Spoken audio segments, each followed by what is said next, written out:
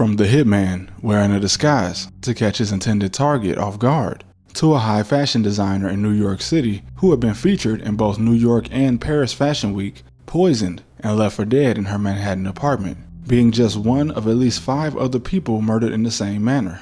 Crime in New York is much deeper than just gang violence and subway slashers. Of course, the city has inspired many works of fiction that depict the seedy underworld of a large metro area. Now, I'm sure I'm not the only one that has seen this video, a man dressed in disguise like Agent 47 in order to catch his target, 46-year-old Jermaine Dixon, off guard.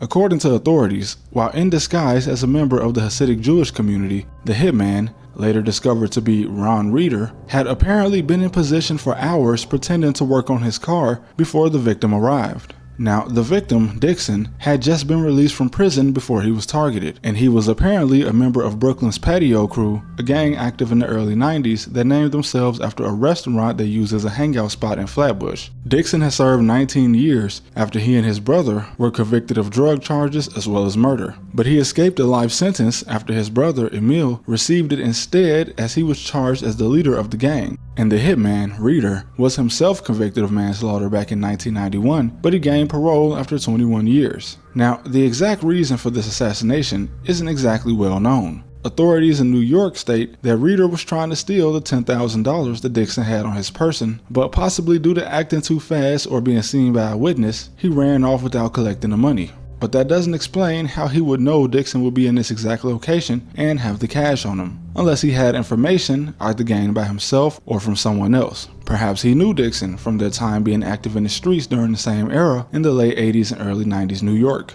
Regardless, 2 years after this video was taken in 2023, Ron Reeder was arrested at his residence in Bergen County, New Jersey, after an investigation by the 106th Precinct Detective Squad, which is in Queens, New York, with no clear motive yet established.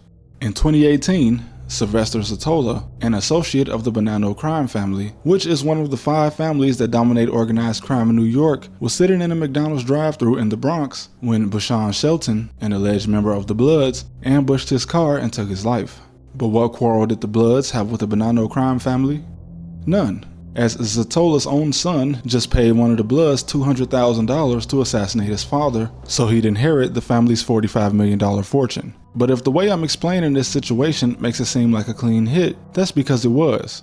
This time, as the son, Anthony Zatola, had finally hired the right guy because during the court proceedings, a separate conspirator testified that he had tried and failed at least 6 different times to kill Sylvester along with Anthony's brother, because I guess he didn't want to share the inheritance with his siblings either. Also, his brother's attempted assassination is where we got this video where a gunman is seen firing then running up on a man who starts rolling in the street to dodge bullets, and this actually worked because he survived. And Zatola, despite being an elderly man, was also pretty adept at survival as he fended off several of these attacks and even at one point started to recognize that the same guy was trying to kill him.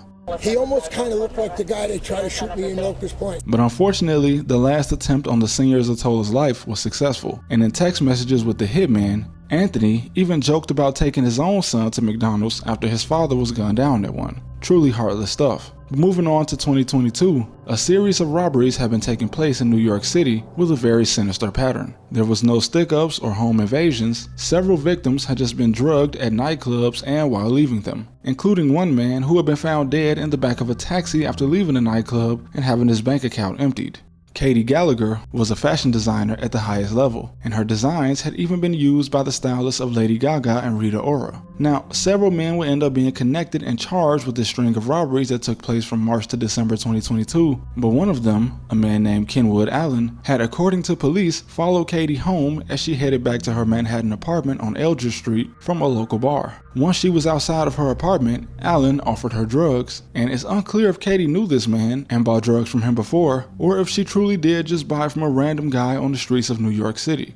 But either way, the police don't believe she was forced to take anything, and her apartment wasn't forcefully broken into, as when she was found in bed by a neighbor the next morning, the neighbor was only able to enter the unit because the door was left wide open, with the key still in the lock. And before the police called it a homicide, they knew that it was at the very least grand larceny, as at least $1,000 in property was stolen. But it took 8 months for her case to be classified as a murder. And this was only after the police finally decided that the 26 reported deaths in a similar manner weren't just a coincidence. although they weren't all attributed to the same people. But this is called drug-facilitated theft. And the mix used in all of these cases was such a dangerous one that it's hard to believe that these men didn't want the victims to die. Now, this wasn't a murder-for-hire case or necessarily the work of an assassin, but for a while before it was solved, the suspicion surrounding it made it seem as though it could be just that. And before I get into the last case, I want to point out that murder-for-hire is a difficult statistic to track, as the FBI and local police don't always point out the difference when reporting the number of murders in a city, as they're all usually just classified as a homicide. But in a city like New York, there have been plenty of examples in the past and present of this still being a factor in both organized crime and even business dealings gone wrong. As in May 2025, a man from Long Island who was the CEO of a construction company allegedly plotted to hire a hitman to take out his former business associate after his company was removed from a job that he was managing. His offer to the hitman included $100,000 and 10 acres of land in India,